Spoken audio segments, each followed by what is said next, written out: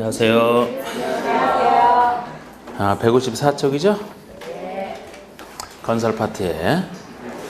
자, 우리 건설 파트는 사업 주체, 그리고 건설 절차, 자금으로 나눠져 있습니다. 그 중에서 먼저 사업 주체. 주택법에서는 이렇게 건축주 대신에 사업 주체라는 말을 쓰는데 양가로 2번에 종류가 쭉 있어요. 양가로 2번에 등록과 비등록 구별하시는 거. 자, 먼저 우리 민간인들을 못 믿기 때문에 민간인들을 못 믿어서 등록했을 때만 사업주체로 인정해 주는 게 등록사업자입니다. 반면에 공공은 믿어주기 때문에 등록 안 해도 되죠? 등록 대상부터 한번 봐주세요. 양가로 2번에 1번. 어느 정도 사업을 할 때 등록하느냐? 1년 동안의 연간, 단독은 20호, 공동은 20세대 이상입니다. 나중에 할 사업 승인 대상과 달라요. 요거는 등록하기 위해서 어느 정도 사업을 해야 되느냐? 나중에 사업 승인 대상은 30호, 30세대가 원칙인데 등록 대상은 1년 동안의 연간이 들어가면서 20호, 20세대 이상이 원칙이 됩니다. 근데 공동주택 20세대에 대해서 도시형 생활주택은 항상 혜택을 준다고 했는데 그 도시형 생활주택의 경우 그리고 원룸형과 그 밖에서 한 세대는 함께 지을 수 있는데요. 이때는 함께 합쳐진 세대로 30세대 이상부터 등록을 하면 되는 혜택이에요. 30세 이상부터 좀 더 길게 인정하는 게 이게 혜택이죠. 그죠? 만약에 도시형 생활주택 같은 경우에는 일반 공동주택은 20세대 이상이니까 25세대를 지으려고 한다면 등록을 해야 되지만 도시형은 30세대 이상이니까 25세대를 지으려고 한다면 등록할 필요가 없어요. 그 점에서 30세대가 혜택이 되는 겁니다.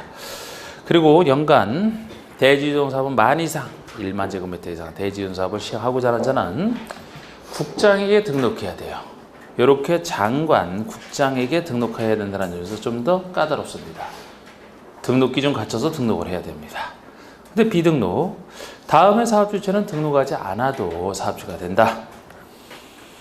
1번 국가지자체에서부터 2번 토주택공사, 3번 지방공사, 4번 공익법인까지 공공은 믿어주기 때문에 공공과 관련된 사람들은 등록 안 해도 사업주가 됩니다. 만약에 공공이 등록해야 된다 그러면 틀리죠.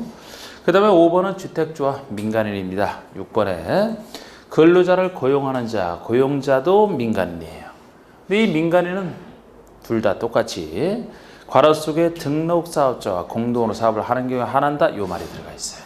그래서 이미 등록한 사람은 민간 전문가로 인정받은 사람이기 때문에 주택조합이나 고용자가 등록사업자랑 같이 할 때는 등록사업자에 일을 맡기면 되기 때문에 따로 등록할 필요 없다고 보는 겁니다. 만약에 이런 얘기가 없어요.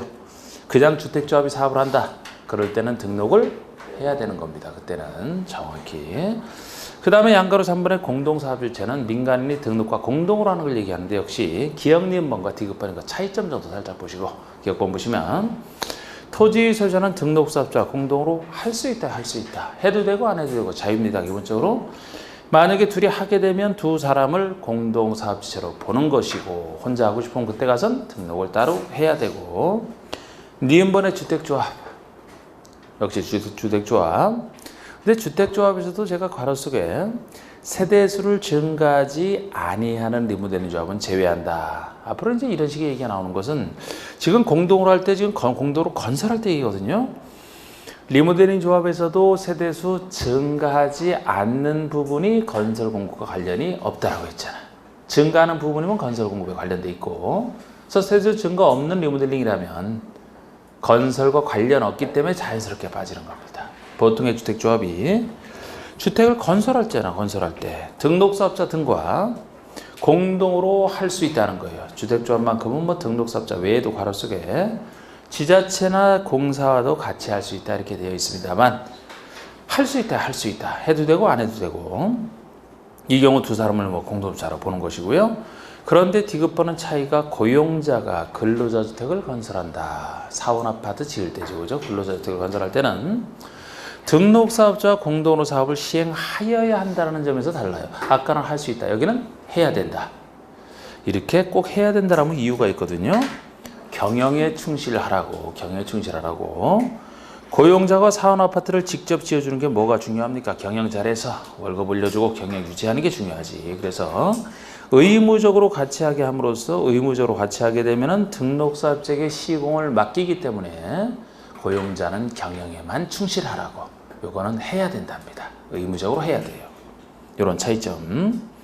그리고 리을번은 이제 공동으로 할 때 역할 분담 얘기입니다. 공동으로 할 때 갖춰야 될 요건이라고 해서 A번은 등록사업자가 전문가니까 시공은 해야 된다는 거예요. 등록자가 아닌 사람, B번 아닌 사람이 대지는 땅은 확보하고, 그래서 등록사업자가 시공 요건을 따로 갖추거나 건설산업기본법에 따른 등록을 한 자, 등록을 하는 순간에 건설업자가 되거든요. 등록사업자가 시공을 해야 된다는 얘기가 되겠습니다. 그럼 B번에 토지소유자나 주택조합 고용자, 즉 등록사업자가 아닌 사람이 대지 소유권을 확보하는 거예요. 그러니까 공동으로 할 때는 등록사업자 땅에 지으면 안 돼요. 등록사업자가 아닌 사람이 땅을 제공하고 그 땅에 시공을 전문가가 하는 겁니다. 이런 식으로. 그리고 보통 대지 소유권을 확보하라 그러면 소유권은 100% 소유권을 얘기합니다만 괄호 속에 예외는 하나 존재해요. 지역이나 직장조합이 지구 단위 결정에 필요한 사업이 전제되어 있습니다. 보통 뭐 공동주택 짓는데 지구 단위 꼭 필요하진 않아요. 그런데 지구 단위 결정이 필요할 정도의 사업이라면 상대적으로 조금 큰 사업이니까 100% 소유권이 아니고 95% 이상 소유권을 확보해도 되겠다는 거예요. 큰 사업이니까. 이런 예외도 존재하고요. 뭐 그 정도 역할 분담. C번, D번은 뭐 뻔한 얘기입니다. C번에 대지에 저당권이 설정되어 있어요. 말소를 해서 깨끗하게 만들어야 거기다 공사를 하지 않습니까? 말소하라. D번에 당사자 간의 각종 협약에 대한 협약이 체결돼 있어야 된다. 당연한 얘기 아닙니까? 자, 이제 사업체 중에서 주택조합. 역시 이게 세 번째 나오는 조합이잖아요. 지역과 직장 리모델링인데, 자, 우리 주택조합은 항상 우리 앞에서 배웠던 세 가지 조합 생각하시고, 지역과 직장과 그리고 리모델링 조합. 이 세 가지 조합이 있습니다만 여기에 공통되는 것도 분명히 있어요. 그죠? 그러나 지역과 직장에만 적용되는 규정이 있고 여기에만 적용되는 규정은 나눠지기도 합니다. 그런데 지역과 직장은 내 집 마련이기 때문에 새로운 주택을 건설해서 공급받는 것과 관련되어 있는 것만 여기에 적용되는 거예요. 이거는 건설 공급과 관련이 없기 때문에 우리 앞에서 배울 때, 그죠? 아직 머리가 잘 안 돌아가죠? 머리가 첫 시간이라? 하여튼 이런 성격이 있는 것만 다 여기를 적용해요. 리모델링은 있는 상태에서 새로 건설하는 게 아니고 있는 상태에서 그대로 리모델링 하더라도 그 사람이 그대로 가져갑니다. 새로 공급받는 게 아니에요. 요렇게 이제 틀을 좀 요렇게 할 생각을 하셔야 되고, 일단 주택조합은 법인이 아니라는 거 성격. 법인 아닙니다. 앞에 개발조합, 정비조합은 성격이 법인이라고 봤잖아. 권리인력자로 봐야 됐어요.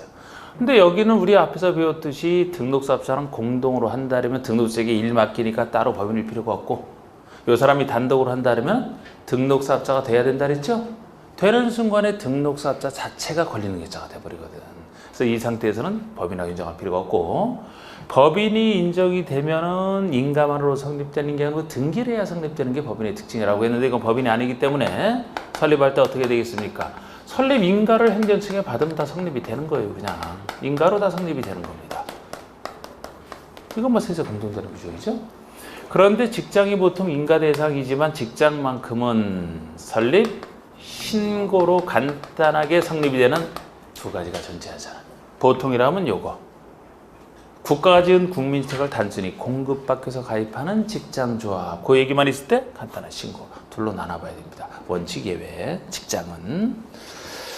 자, 우리 설립인가가 원칙이에요. 방가를 1번에 주택조합의 설립인가 기억본 보시면 많은 수의 구성원이 주택을 마련 또는 리모델링 하기 위해서, 마련 리모델링 다 들어가지 않습니까? 이럴 때는 조합을 설립하고자 하는 경우에 시장운수구청장의 설립인가, 그러니까 세 조합이 다 설립인가를 그것도 간단하게 시장운수구청장에게 받으면 되는 거예요. 나중에 이 사람이 이제 혼자 하고 싶어서 등록한다 그럴 때 등록할 때는 국장 찾아가지만 주택조합은 간단하게 시장운수구청장에게 인가받으면 됩니다. 법인이 아니기 때문에 등기 필요 없고 인가만으로 성립한다. 그 얘기는 제가 거기 화살 표시에 적어놓은 거고, 선 표시에. 그리고 나서 신고하기 전에 인가와 관련해서 니은 디귿번의 차이점을 아셔야 돼. 니은 디귿번 차이점. 니은은 지역과 직장조합의 경우 설립인가 신청 시 제출 서류가 있고요. 디귿번은 리모델링 조합 설립인가 신청지 제출 서류예요. 차이점만 아시면 돼요. 구별하는 거로 문제를 낸다라고 구별하는 걸 내기 때문에. 자, 우리 니은번의 지역과 직장을 전제로 해서는 A번에 창립총회 회의록부터 시작해서 영어 2번까지 사업계획서 제출까지 안 봐도 돼요. 이런 거는 왜 양쪽에 공통돼 있기 때문에 구별만 하시면 된다 그랬잖아. 그럼 여기서는 F번이 여기 조합만의 특징이에요. F번은 리모델링에는 없는 얘기고 이런 거 차이점. 자, 우리 F번 보시면 해당 주택건설 대지의 80% 이상에 해당하는 토지의 사용권을 확보했음을 증명하는 서류. 80% 이상에 대한 토지의 사용승낙서 이렇게 생각하셔도 돼요. 사용승낙서 간단하게 줄이면 여기서도 80% 이상 이 숫자를 바꿔내는 게 아니고 이것이 리모델링에는 없는 얘기고 여기에만 있는 얘기다. 그걸 하시라고 했어요. 왜 그러냐? 여러분 지역과 직장은 항상 건설에 공급받는다. 건설에 공급받는다라면 조합주택을 건설할 땅을 필요로 하겠네? 이렇게 반응이 이렇게 없다니. 조합주택을 지을 땅을 필요로 한단 말이에요. 땅을. 나중에 이게 사업주체로서 사업승인 신청 전까지 대지 소유권을 확보해야 됩니다. 그런데 그때 가서 확보하더라도 지금 조합 만드는 단계에서도 땅을 필요로 하는 조합인데 땅에 대한 권한이 아무것도 없다면 못 믿겠다는 얘기예요. 비록 소유권 확보도 아니고 사용승낙서지만 80% 이상이지만 전혀 관련이 없다라면 안 된다는 거예요. 그래서 여기서 필요해요. 여기서는 새로운 땅을 필요로 합니까? 없어요. 여기는 아예 새로운 땅을 필요로 하잖아요. 기존에 예를 들어 주택단지의 공동택인데 리모델링 한다고 생각해 보세요. 그 자리에서 그대로 하는 거예요. 세대수를 증가하는 건 건설 파트라 그랬죠? 증가해도 새로운 땅에 짓는 게 아니라 뭐야? 그 땅에다 짓는 거야. 그 땅에다가. 그렇기 때문에 새로운 땅을 필요로 하지 않아요. 그러니까 사용승낙서는 여기서는 아예 필요가 없지. 문제 낼 때.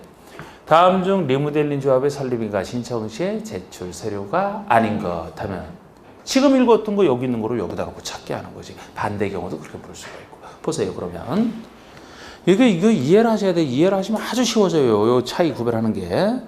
D급번에 보시면 이번에 리모델링 조합의 설립인가 신청 시 제출 서류에서는 A번에 E는 똑같다.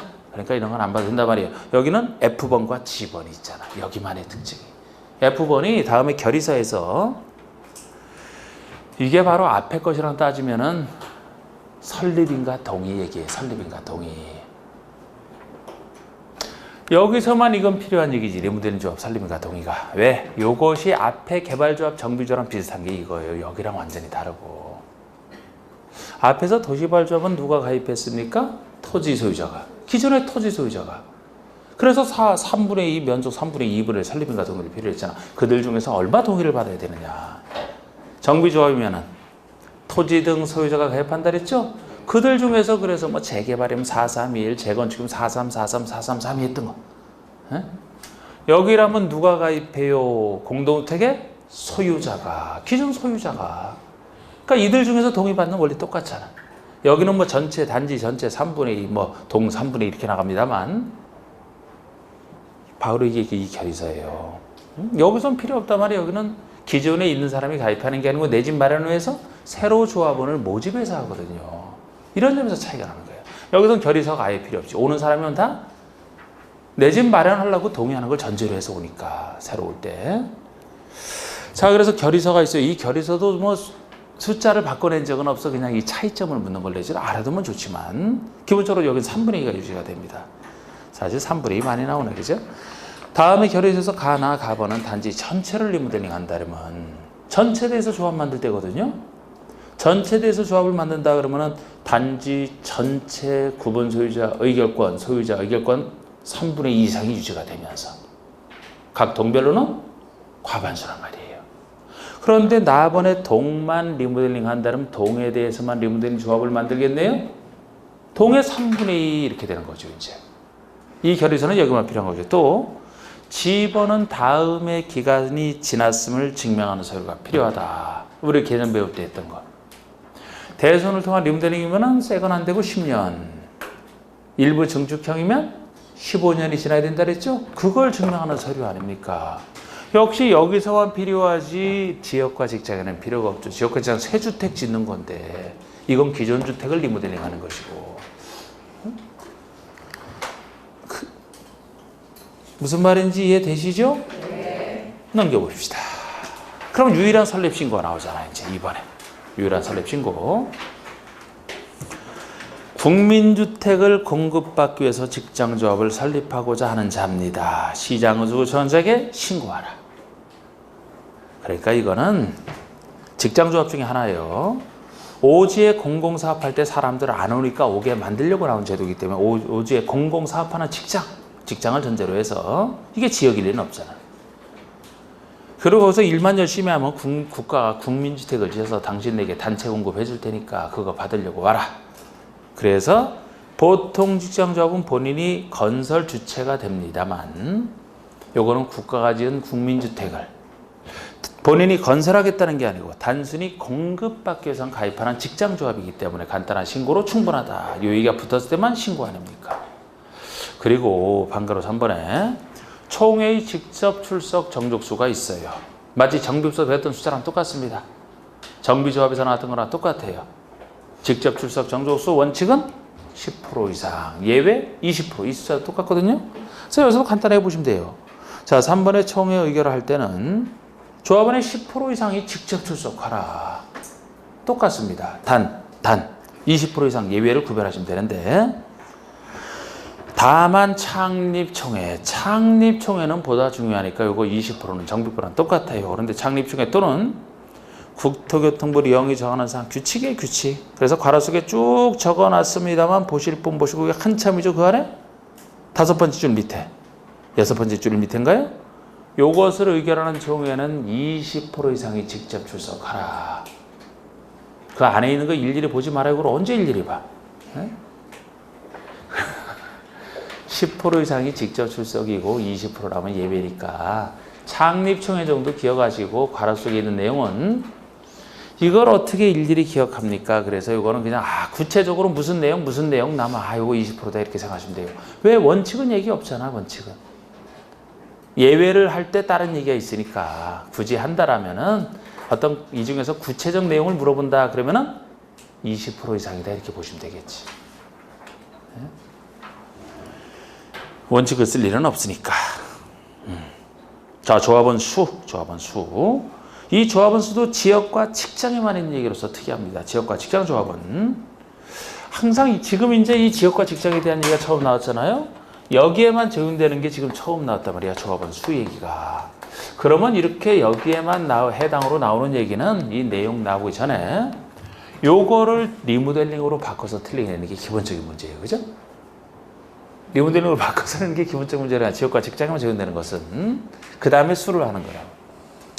자, 보시면은 주택 지역과 직장 조합은 설립인가 당시의 사업계획서상 주택 건설 예정 세대수 괄호 속의 사업승인 과정에서 변경이 되면 변경된 세대수로 다시 계산하겠죠. 지을 세대수의 50% 이상의 조합으로 구성하되 20명 이상 조합으로 구성돼야 된다. 자, 건설 예정 세대수의 이렇게 건설을 전제로 하지 않습니까? 그러니까 지역과 직장에만 적용이 되지.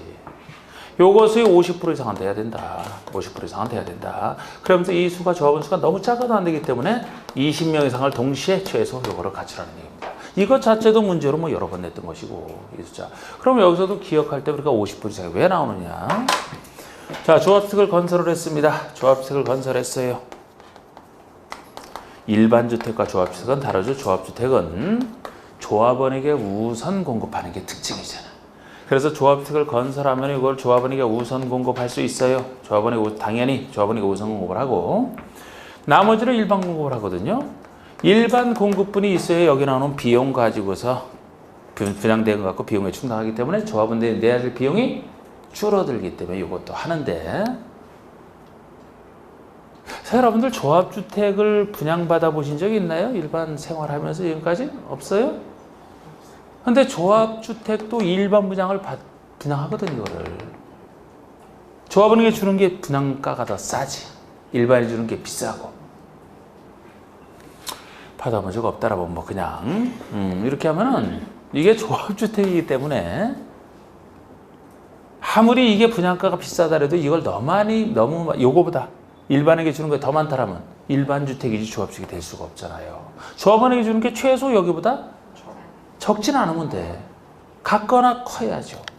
그래서 50% 이상을 따지는 거. 50% 이상 많을 필요도 없고 최소 50% 이상. 그래서 최소한의 조합주택 성질 때문에 그리고 20명 이상을 갖추라는 겁니다. 건설에서 공급받네요. 건설에서 공급받네. 지역과 직장이지. 리모델링은 건설 공급이 아니잖아. 수제한이 필요 없죠. 여기는. 개발조합 없어요. 정비조합 수제한 없어요. 이거 없어요. 기존 소유자를 전제로 하기 때문에 이거랑 다르잖아. 그래서 여기만 있는 얘기지. 이것이. 자, 만약에 건설 예정 세대수가 자 예를 들어 300세대 이상 짓는다. 300세대를 짓겠다라고 해봐요. 그럼 조합원은 몇 명이 돼야 됩니까? 150명이 돼야 돼. 150명. 그래야 조합 만들 수가 있어요. 요거는 당연히 충족하잖아요. 이거는. 만약에 30세대를 간단하게 짓고자 조합을 간단하게 맞다. 그러면은 요게 15명은 안 되죠. 그럼 요거를 충족 못하기 때문에 20명. 최소 20명은 돼야 된다는 거지. 여긴 150명이면 되고. 이런 뜻이 되거든요. 이게 작을 때 의미겠는 거예요. 요거는. 자, 이제 조합원 자격 봅시다. 자격. 역시 여러분 조합원 자격도 어디가 비슷하겠어요? 이 둘이 비슷한 거 이거예요. 이게 내 집 마련이라 그랬잖아. 내 집 마련. 집 없는 사람이 내 집 마련하기 위해서. 이 둘이 서로 비슷한 거예요. 요건 약간 차이가 나니까. 이 둘이 비슷한 거라고. 여기는 완전히 또 별개고. 자, 조합원 자격 보시면은 지역조합원 조합 설립인가 신청일로부터 조합 만들 때부터 자격이 있어야 돼. 조합 설립인가 신청 당시부터. 언제까지냐? 조합주택 입주 가능일까지. 조합주택을 지어서 입주할 수 있는 입주 가능일까지. 내내 이 기간 동안에 세대원 전원이 주택을 소유하지 아니한 세대, 무주택 세대죠. 아니면 세대원 중 한 명에 한하여 85제곱미터 이하 주택 한 채를 소유한 세대의 세대주. 그러니까 세대주 중에서 무주택 세대주 또는 85여 주택 한 채 소유한 세대의 세대주. 이 사람이 가입하는 겁니다. 원래 초기에는 무주택 세대주만 가입을 시켰어요. 나중에 85 이하 주택 한 채까지 가입을 시키게 된 겁니다. 서민용이 85 주택 한 채라면 이거 낡았을 때 교체하는 것에 대비해서 일단 조합 가입할 수 있게 해놨어요. 85주택 한 채까지만. 그 아래 니은번은 지역에만 있는 얘기가 되겠습니다. 6월 이상 거주 요건, 6월 이상 거주 요건. 그 지역에는 가전 입은 신출자는 안 된다. 최소 6월 이상 거주는 해야 된다고. 그건 지역에만 있는 얘기고. 그 아래 직장을 보시면 이렇게 돼 있죠. 위 1의 기역에 해당하는 자. 아까 무주택 85주택 한 채. 이거랑 똑같다는 거예요. 단 설립 신고 대상인 경우에는 무주택 세대주로 한정돼 있다. 그러니까 직장조합에서 지역과 똑같다는 것은 보통의 직장조합을 얘기하는 겁니다. 신고 대상이면 무주택 세대주만 가입할 수 있어요. 무주택 세대주만. 이렇게 둘로 나눠보셔야 되고 그 아래 리모델링 보세요. 리모델링. 리모델링 조합은 기업번에 사업 승인을 얻어 건설한 공동주택 소유자. 공동주택이라면 지금 사업 승인 받았어요? 주택법에 따라 지금 공동주택 소유자를 얘기하죠? 당연히 혼자 못하니까 가입할 수 있어야 됩니다. 그리고 니은번에 복리시설을 함께 리모델링 한다 그러면 해당 복리시설 소유자도. 복리시설은 뭐 상가동 같은 거 주택 아니지만 요 사람도 가입을 시켜야 주택단지 전체에 대해서 한꺼번에 리모델링 할 수가 있거든요. 그래서 그 다음에 디귿번에 건축법에 따라 건축 허가를 받아 지은 공동주택 소유자. 건축법에 따라 지었더라도 공동주택이면 혼자 못하지 않습니까? 가입할 수 있어야 되고 괄호 속에 해당 건축물에 공동주택 외의 시설이 있다 그러면 그 시설 소유자를 포함한다. 주상복합으로 지었다 그러면 상가 소유자도 포함을 시켜야 주택 그 건물 전체를 한꺼번에 할 수 있어서 이렇게까지 확대를 시켰어요. 그러나 누구는 없습니까? 단독주택 소유자는 혼자 하면 된다 그랬죠? 단독주택 소유자만 없잖아. 자, 그 다음에 이제 또 6번은 조합원의 탈퇴와 비용 환급. 탈퇴할 수 있고 탈퇴 자유 있고 탈퇴를 하게 되면 그동안 조합원이 냈던 돈은 환급받을 수 있어야 된다. 뭐 있다 그 얘기죠, 그냥. 그래서 1번에 그 일정한 규정에 불구하고 규정이 있더라도 불구하고 조합원은 조합 규약이 정하는 바에 따라 조합의 탈퇴 이사를 알리고 탈퇴할 수 있다. 탈퇴 자유 있습니다. 그럼 이번에 탈퇴한 조합원은 괄호 속에 제명된 조합원을 포함해서 부담한 비용의 환급을 청구할 수 있어야 되는 거예요. 제명된 사람도 마찬가지예요. 제명이 됐더라도 조합원이 안 된다라면 물건 못 받으니까 그동안 냈던 비용은 당연히 환급받아야 되죠. 응? 그리고 교체나 신고가 얘기도 여기 특이한 얘기가 나옵니다. 이렇게 특이한 것들. 7번에 1번. 취업과 직장에만 역시 나오는 얘기예요. 취업과 직장 조합은 그 설립인가를 받은 후에는 설립인가 받은 후 조합이 만들어지자마자 해당 조합원을 교체하거나 신규로 가입하게 할 수 없다. 이것도 여기에 특이한 얘기가 예를 들어 도시개발조합에서 설립인가 받은 후에 됩니다. 정비조합 이전 돼요.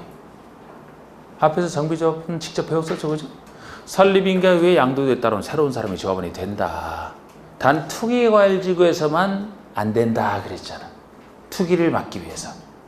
근데 여기는 원칙부터 안 돼요. 원칙부터. 좀 조합원을 좀 보호해주겠다? 뭐 그런 뜻으로 보셔도 될 것 같은데 왜 이것도 지역과 직장에서만 안 되느냐? 좀 이따 배울 공급 파트에서 공급질서 교란금지랑 관련돼 있어요. 공급질서 교란금지라는 게 주택을 받을 수 있는 증서나 지위를 본인이 가지고 있다 받아야 되지 남에게 양도, 양수, 할성 광고하지 못한다. 거기에 걸려서 지역과 직장 조합원 지위는 조합주택을 받을 수 있는 지위라고 하잖아. 조합주택을 받을 수 있는 지위. 거기에 걸려서 그래. 거기에 걸려서. 리모델링은 새로 건설해서 받는 게 아니라니까. 그래서 리모델링은 안 걸리고 거기 특유하게 걸려서 그래. 예? 주택 받을 수 있는 지위이기 때문에. 예? 본인이 가지고 있다 받아라. 남에게 넘기지 말아라. 그런데 여기도 역시 원칙이 안 되지만 예외가 존재하죠. 예외가 다만 조합원 추가 모집 승인을 얻었다. 그럼 추가 모집 승인 얻었으니까 뭐 추가 모집 하면 되겠네. 그리고 다음 사유로 결혼이 발생하여 충원할 때는 그러하지 아니하다. 충원할 수 있다. 예외적으로 충원할 수 있는 사유. 박사가 사망이에요. 사망. 조합원이 사망이면 상속인에게 가는 건 너무 당연하니까 어쩔 수 없고 사망이 당연하더라면 나번에 자격상실도 그렇습니다. 조합원이 자격상실, 조합원 자격이 없는 것으로 드러나면 새로운 사람 충원이 가능해야 돼요. 사망처럼. 달아보니 같은 얘기인데 다번은 조합원이 탈퇴, 라번은 사업승인 과정에서 예정수가 변경됐을 때 변경되면 변경된 세수 기준으로 다시 조합원 수를 따지기 때문에 둘 다 이 이유를 불문하고 둘 다 똑같아요. 조합원 수가 예정 세대수의 50% 미만이 됐을 때입니다. 자, 여러분 여기서 아까 이렇게 출발하라 그랬죠? 지역과 직장은. 근데 50% 이상이 허물어졌고 50% 미만이 됐어요. 그러면은 조합주택의 기본 성질을 갖출 수가 없겠네, 기본 성질을.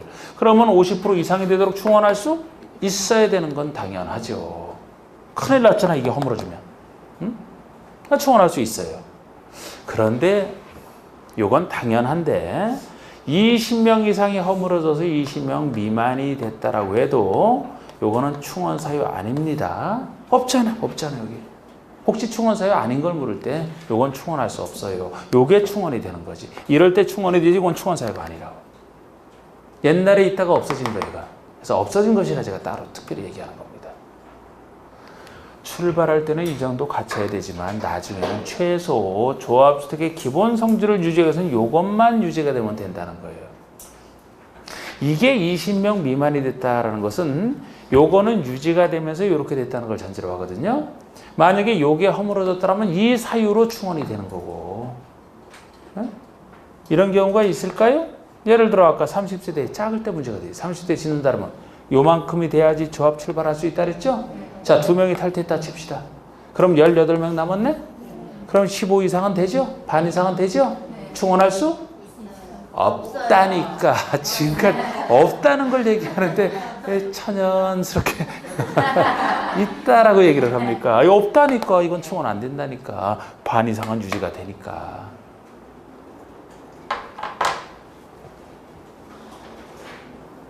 마번.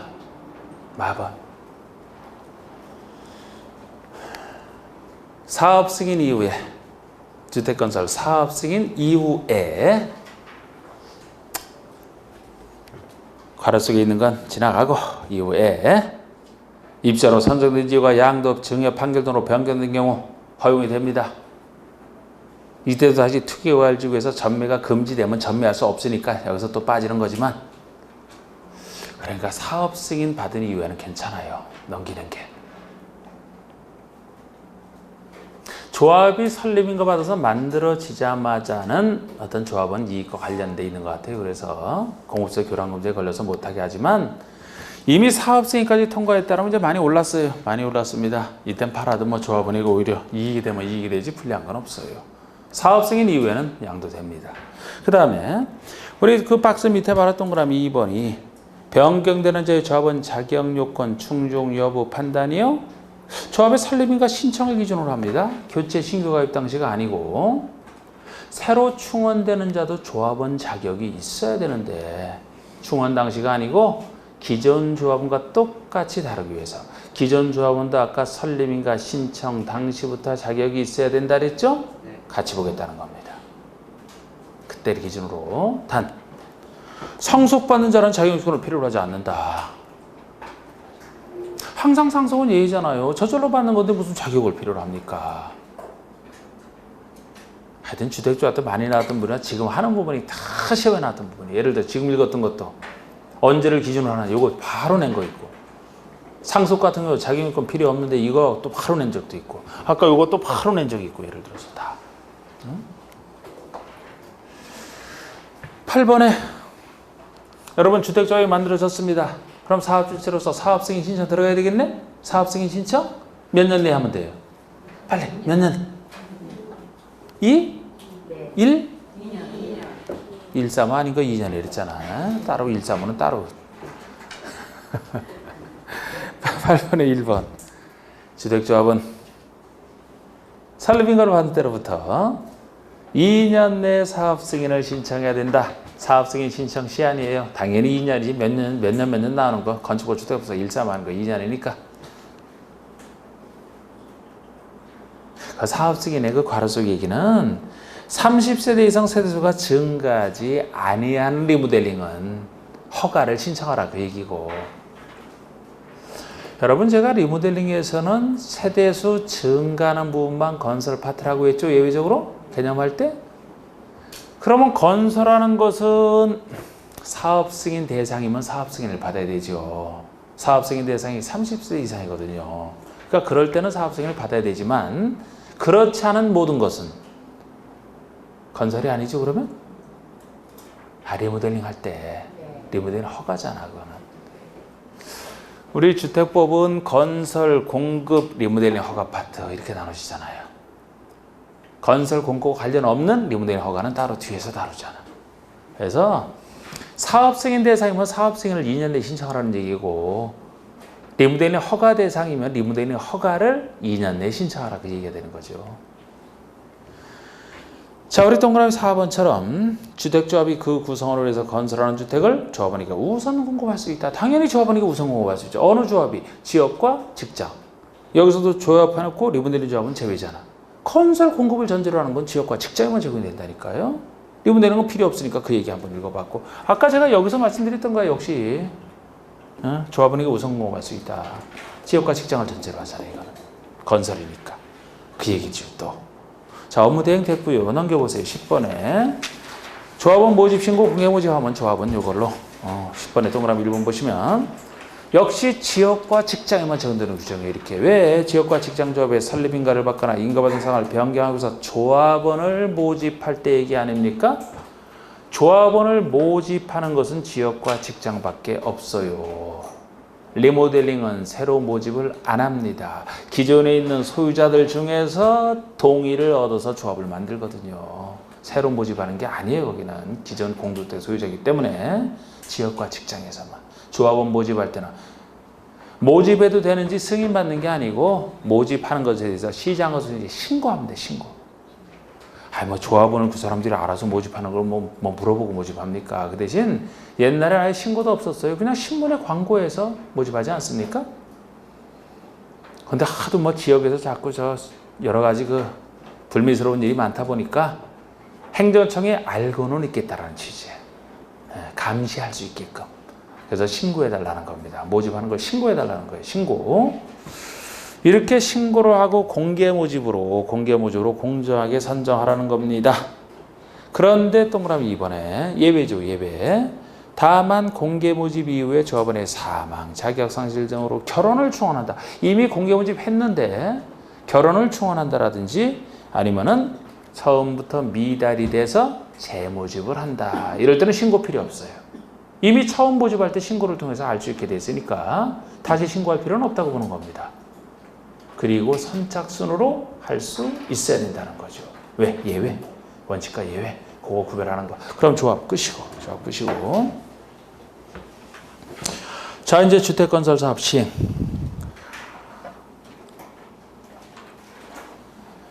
다른 데서는 이제 여기부터 하는 건데, 다른 데서는. 여기는 8회를 걸쳐 하느라고 이제 여기 들어왔네. 다른 데보다 40분 정도가 더, 그죠? 가게 됐네. 결국 조금씩 더 했지만. 자, 주택건설 사업 시행 절차가 이게 절차 얘기예요. 우리 건축주사랑 비슷하게 틀 잡고 하는 거. 말이 거의 비슷해. 그럼 우리 그때를 상상해 보시면, 이렇게 절차. 자, 먼저 대지를 확보합니다. 지을 땅을 확보하는 거 건축부랑 똑같죠? 그 다음에 주택부에서는 사업계획 승인을 받는다 그러잖아. 사업계획 승인. 이걸 건축허가 대신에 이 말을 씁니다. 사업계획 승인. 받았다라면 받았으니까 이제 공사 들어가기 전에 착수 신고로 하고 시공자가 시공을 하고 감리자가 감리를 해서 건물이 완공이 됐다 그러면 사용하기 전에 사용 승인. 같은 얘기예요. 그냥 이렇게 말했습니다. 똑같은 얘기예요. 그냥 뭐 이렇게 하는 거 똑같잖아. 건축허가 신고 대신에 요거 하나 들어가 있는 게 차이점이죠. 뭐 여기 사전 결정은 없고 요거 하나 요 흐름 똑같습니다. 그럼 건축부에서는 건축 허가권자가 주로 한다면 주택법에서는 누가 주로 하겠어요? 사업 승인권자가. 원래 다 비슷해. 그러면 사업 승인권자가 이 절차랑 관련된 행정청이라면 승인권자가 주로 등장할 것이다. 승인권자가 등장할 것이다. 이 사람이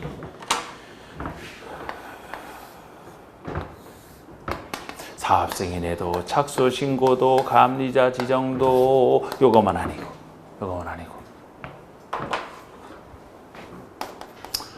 건축법상 건축주 대신은 주택부서는 사업주체라고 표현한다라고 했는데 사업주가 시공자 선정합니다.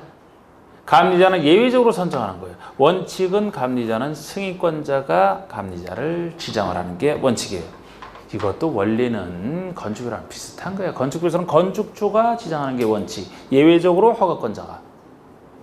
그런데 예외적으로 허가권자가 할 때도 주택에 대해서는 허가권자가 한다 그랬죠. 그죠?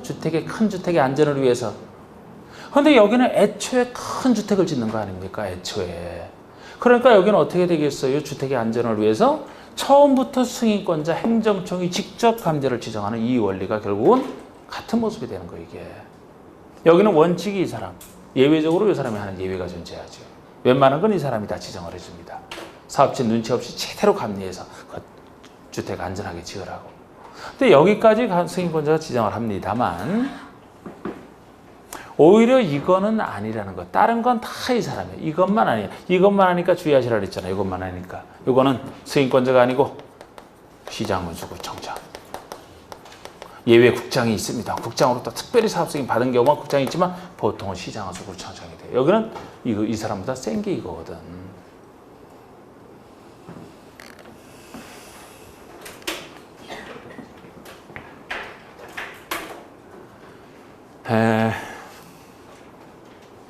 다 이유가 있어. 다 이유가.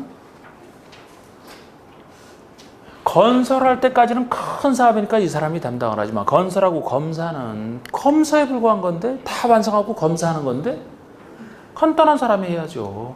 건축수는 원래 이 사람이 하잖아. 시장수 구청장이 원칙 허가권자니까. 큰일이니까 큰 사람이 하지만 검사만큼은 시장수 구청장이 한다. 작은 일이라. 하여튼 이렇게 좀 틀을 잡으시고, 그럼 이 승인권자가 누구냐? 원칙이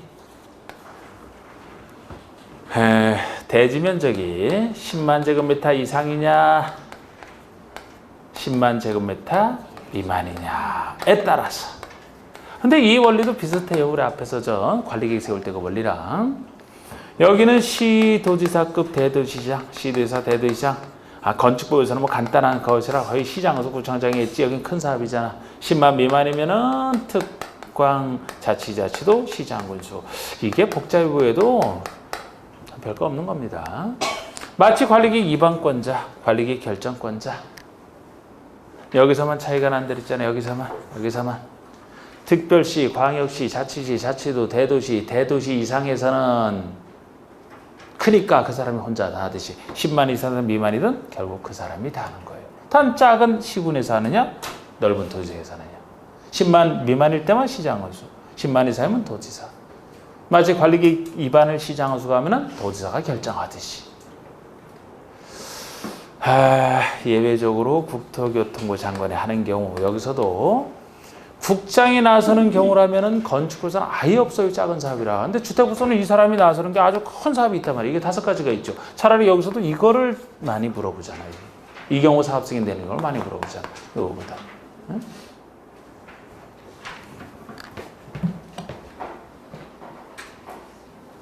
먼저 이렇게 틀을 잡아놓고 사업 승인 대상부터 보시고 승인권자 설명하고 착착착 순서로 나가면 돼요. 자, 먼저 양걸 1번의 사업 승인 대상을 보시면 판걸 1번의 사업 승인 대상, 즉 어느 정도 사업을 할 때는 사업 승인을 받아야만 되느냐.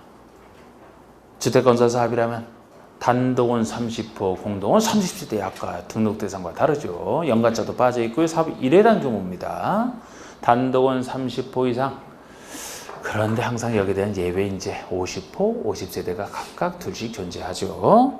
단독은 30호 이상이지만 다만 한옥이나 공공택지를 1대지로 공급받아 건설하는 단독택 이 2가지 경우만 50호 이상부터 사업 승인을 받으면 돼. 혜택입니다.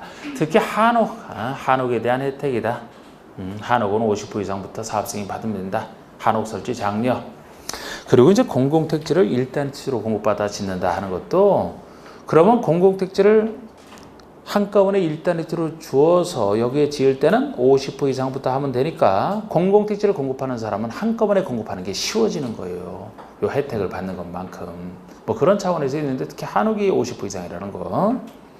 그 다음에 공동주택이라면 30세대 이상부터인데, 아까도 슬쩍 얘기했듯이 괄호 속에 리모델링이다 그러면은 증가하는 세대수만 건설 파트이기 때문에 증가하는 세대수만 따져서 30세대 이상이면 사업 승인이 된다는 거죠.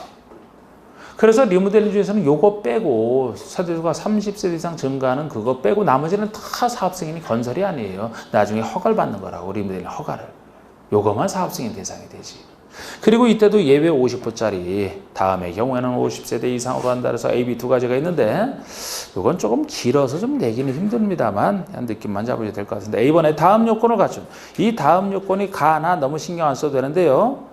전용 면적이 30 이상이면서 뭐 진입도로 폭이 6m 이상은 웬만한 다 들어간다 보시면 돼. 이런 다음 요건을 갖춘 도시형 중에서 단지형 연립, 단지형 사세. 그런데 이건 도시형에 대한 혜택이긴 혜택인데 도시형 중에서도 단지형 연립, 단지형 다세대에 대한 혜택이다 이렇게 보시면 돼요. 그러니까 여전히 원룸형이면 원칙으로 돌아가서 30세대 이상이 되는 거죠.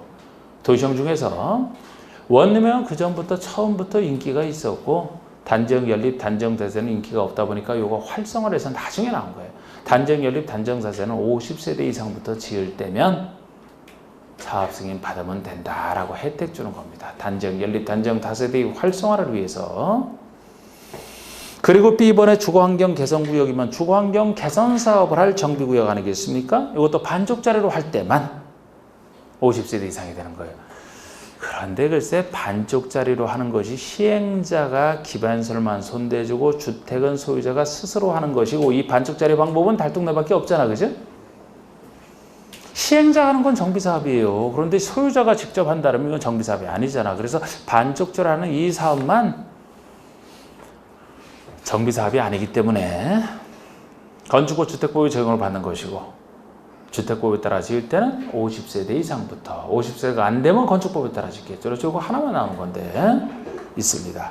대지는 만 이상이고 사업 승인권자를 보시면 동그라미 1번에 시드사 대도시장이 되는 경우가 대지 면적 10만 이상, 그 아래 특광 시장수가 되는 경우가 10만 미만인 경우, 국장이 되는 경우 보세요. 국장이 되는 경우 5가지,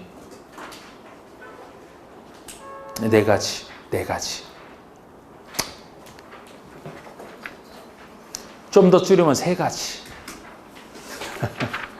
자, 1번 국가랑 토지주택공사가 할 때입니다. 국가랑 토지주택공사가 시행할 때요, 규모 전혀 상관없이 괄호 속에 지자체나 지방소는 아니다. 요걸 잘 주의하셔야 되지. 여러분, 국가가 사업을 할 때는 어느 지방에서만 해주면은 지역 차별이 돼서 안 되죠? 전국을 대상으로 사업을 해줘야 되겠죠? 토지주택공사도 전국을 대상으로 사업을 하니까 규모에 상관없이 국장이 받는 게 편하다라고 그러는 거야. 왜? 전국을 대상으로 사업을 하니까.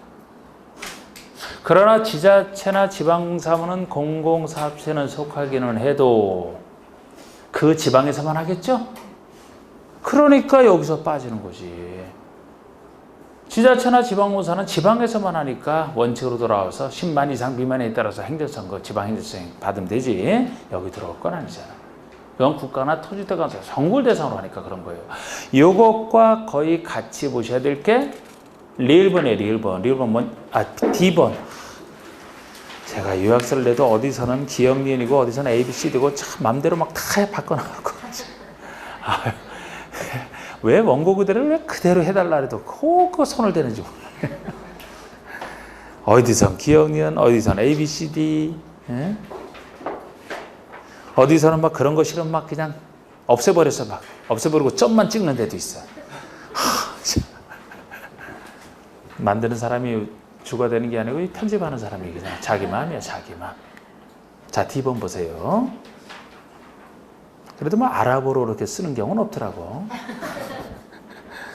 국가, 지자체, 토지주택공사, 지방공사에 해당하는 자가, 공공에 해당하는 자가 단독이든 공동이든 총 지분의 50%를 초과해 출자한 위탁관리 부동산 투자회사인데요. 회사 내 자산관리회사가 토지주택공사인 경우에 해당하고요. 이때도 공공주택 건설사업 할 때만입니다.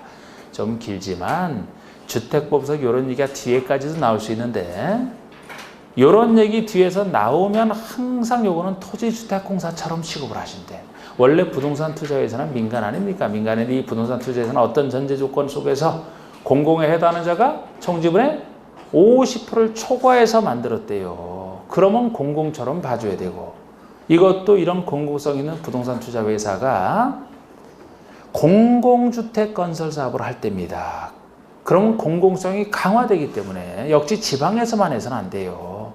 이렇게 공공의 50%를 초과 출자했고 공공주택 건설 사업하니까 전국을 대상으로 해야 되고, 앞으로 요 얘기하나 요런 조건을 가진 부동산 투자회사가 나오면 주택법에서는 다 공공 중에서도 토지주택공사처럼 봐주시면 돼요. 토지주택공사처럼. 요것도 정확히는 이 자산관리회사가 토지주택공사인 경우에 또 하나잖아, 그죠? 그래서 제가 4가지에서 3가지로 줄일 수도 있다고 한 게 이거예요. 앞으로 요거 나오면 토지주택공사처럼 봐주시면 되니까. 그래서 공공에 하는 경우. 자, 이제 B번, C번은 꼭 A번 잘 알았다 하면 B번, C번은 당연한 겁니다. 우리 B번은 330만 이상.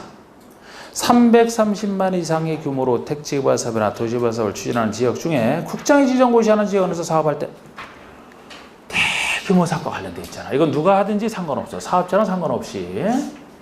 제일 큰 규모인 330만 이상 대규모 사업과 관련돼 있으니까 이거는 워낙 그래서 국장이 하는구나. C번이요? 수도권 광역시 지역에 긴급한 주택을 내죠. 항상 긴급한 경우 예외 인정하잖아요. 또 지역 균형 개발이나 광역적 차원의 조정이 필요하다. 지역 균형 개발이나 광역적 차원의 조정이 필요하다라면은 국장이 나설 수밖에 없잖아요. 광역전에 조정이 필요하다는 건 광역지자체장들끼리 이게 협의가 안 되니까 조정이 필요한 거 아닙니까? 이런 얘기 나오면 당연히 국장이 지금 국가 차원에서 해야지. 그래서 이렇게 국장이 하는 경우를 잘 이해를 하셔야 되고, 방가로 3번 얘기는 우리가 역시 많이 했던 거, 공구별로 분할하여 사업이 가능한 경우 600세대 이상이다 이렇게 했던 거. 전체 세대수가 600세대 이상인 주택단지에서 주택건설 사업을 시행하려는 자는 공구별로 분할하여 사업을 할 수 있다. 여러분, 큰 사업이래야 공구별 분할이 가능하죠? 공구별로 분할하면 최소 2로 분할하고, 우리 앞에서 배울 때 각각의 공구별로는 최소 300세대 이상은 져야 되기 때문에, 그러면 600세대 이상이 되어야 공구별 사업이 가능한 거 아닙니까? 그 정도가 안 되면 공구별 사업이 불가능하죠. 600세대 이상. 자, 일단 쉽시다 여기서.